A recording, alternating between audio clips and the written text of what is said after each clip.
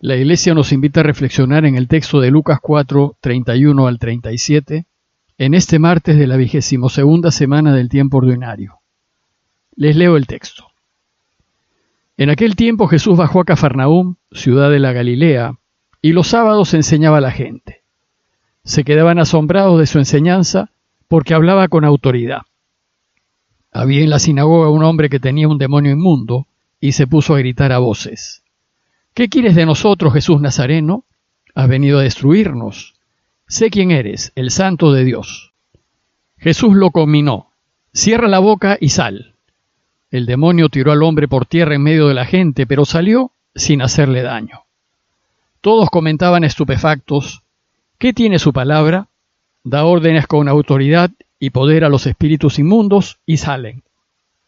Noticias de él iban llegando a todos los lugares de la comarca. En el relato anterior, Lucas nos presentó a Jesús como el Mesías esperado, e hizo esta presentación al iniciar el relato de la vida pública en la sinagoga de Nazaret entre sus familiares y amigos, y usando uno de los textos mesiánicos de Isaías. Pero el resultado no fue el esperado. Si bien su anuncio sorprendió a todos sus coterráneos y los dejó asombrados por la manera como enseñaba y explicaba las Escrituras, su anuncio fue puesto en duda por los de su propio pueblo, por quienes lo conocían muy bien, pues Jesús era solo el hijo de José el carpintero. No tenía los recursos ni la fuerza necesaria para echar a los romanos y liberar al pueblo de Israel. La reacción de los de su pueblo pues fue una desilusión para Jesús, pues ni sus amigos de siempre, ni siquiera su propia familia, apostaban por él. Más bien, le van a pedir que haga un par de demostraciones de poder, algunos milagros, como han oído decir que ha hecho en Cafarnaúm. Pero parece que Jesús no hizo nada. Su visita a Cafarnaúm terminó mal, ya que se engarzó en una discusión en la sinagoga que terminó con violencia, y los de su pueblo lo sacaron de la ciudad con intenciones de despeñarlo. Entonces Jesús dejó Nazaret y se fue a Cafarnaúm. Lucas no nos dice que Jesús haya vuelto después a Nazaret. Y es así como empieza el relato de hoy. En aquel tiempo, Jesús bajó a Cafarnaúm, ciudad de Galilea.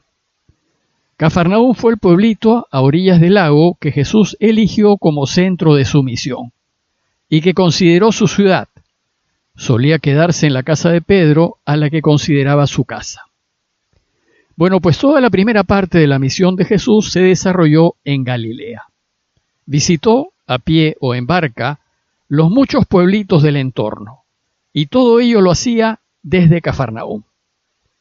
El texto nos dice que los sábados enseñaba a la gente. El sábado, día de descanso religioso de los judíos, era un día privilegiado para enseñar, pues la gente se reunía en las sinagogas para aprender las Escrituras y la ley. Las sinagogas, más que lugares de oración, eran lugares en donde se estudiaba la ley de Moisés. El templo era el lugar sagrado por excelencia, pero solo había un templo, y este estaba en Jerusalén. Entonces Jesús, aprovechando que la gente se reunía los sábados para aprender acerca de la ley y los profetas, enseñaba acerca del reinado de Dios Padre. Jesús desea contarnos que el deseo de su Padre es reinar. Reinar para que haya verdadera paz, verdadera justicia y verdadera hermandad entre los hombres. Y para que este mundo se transforme en un lugar hermoso para todos. Y va a enseñarnos que todos estamos invitados a ayudar al Padre a reinar. Y que lo ayudaremos en las decisiones que vayamos tomando todos los días. Lo ayudamos cada vez que elegimos hacer lo correcto, lo justo, lo honrado, lo que Dios quiere, e impedimos que reine cuando elegimos lo contrario. El texto nos dice que al oírlo, todos se quedaban asombrados de su enseñanza porque hablaba con autoridad. La autoridad de Jesús tuvo dos fundamentos. El primer fundamento fue la solidez de su enseñanza. Jesús presenta las Escrituras con sentido. Su discurso es lógico y coherente, y las partes de su discurso calzan perfectamente, y la gente entiende, y se le aclara todo. Y el segundo fundamento fue su coherencia de vida, pues lo que Jesús enseñaba lo vivía plenamente, es decir, él hacía lo que decía. Si no hay consecuencia de vida, cualquier enseñanza, por más extraordinaria que sea, pierde todo valor, porque lo que construyes con la enseñanza, lo refuerzas o lo derribas con la manera como vives. Y la consecuencia de vida de Jesús hacía que su palabra fuese poderosa. Esto nos lo va a demostrar Lucas en el relato que sigue inmediatamente y que es el encuentro que tuvo con un endemoniado. Dice el texto que había en la sinagoga un hombre que tenía un demonio inmundo. Un demonio. El mal ciertamente existe, pero así como existe el frío, porque es ausencia de calor, y existe la oscuridad, porque es ausencia de luz, existe el mal, pero es ausencia de bien.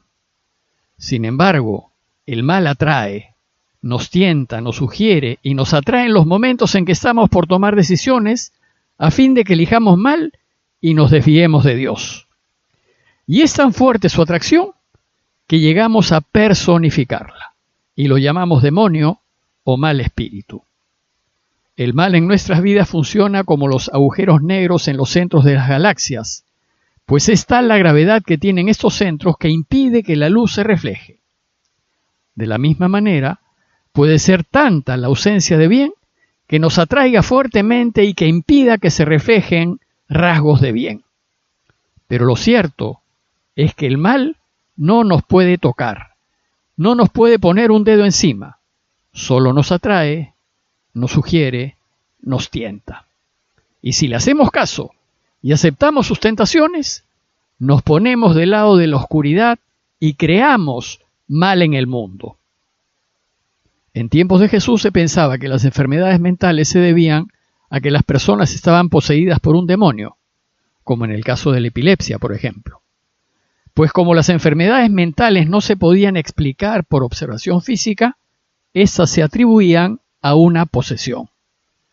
Dice el texto que este enfermo se puso a gritar a voces: ¿Qué quieres de nosotros, Jesús Nazareno? ¿Has venido a destruirnos? Sé quién eres, el Santo de Dios.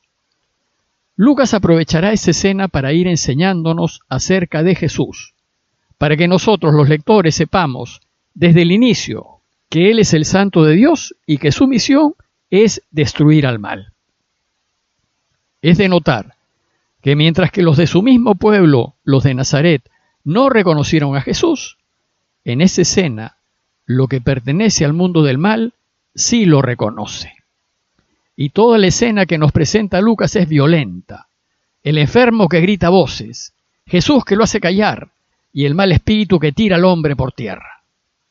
Dice el relato que Jesús lo conminó: cierra la boca y sal. Y el demonio tiró al hombre por tierra en medio de la gente. Siempre la lucha contra el mal es violenta y debemos estar preparados para ello. Pero también debemos saber que finalmente el bien siempre gana. El mal nunca puede contra el bien, así como la oscuridad nunca puede contra la luz, pues cuando la luz se enciende, la oscuridad desaparece. Entonces, a la orden de Jesús, el demonio tiró al hombre por tierra en medio de la gente y salió sin hacerle daño. Salir sin hacerle daño demuestra que efectivamente el mal no puede con nosotros, no puede hacernos físicamente daño, a menos que le hagamos caso, pues si le hacemos caso y seguimos sus sugerencias, nos destruye la vida. Por eso el pecado es tan dañino, pues es una elección en contra de Dios y en favor del mal, y estas decisiones nos malogran la vida. Por eso, si queremos una vida feliz, siempre debemos elegir lo correcto, siempre debemos elegir la alternativa en donde está la verdad, en donde está Dios. El resultado de la orden de Jesús fue que el hombre quedó curado. Y la gente quedó asombrada, y todos comentaban estupefactos: ¿qué tiene su palabra? Da órdenes con autoridad y poder a los espíritus inmundos, y salen. La palabra de Dios es eficaz, y lo que Él dice sucede, se hace realidad.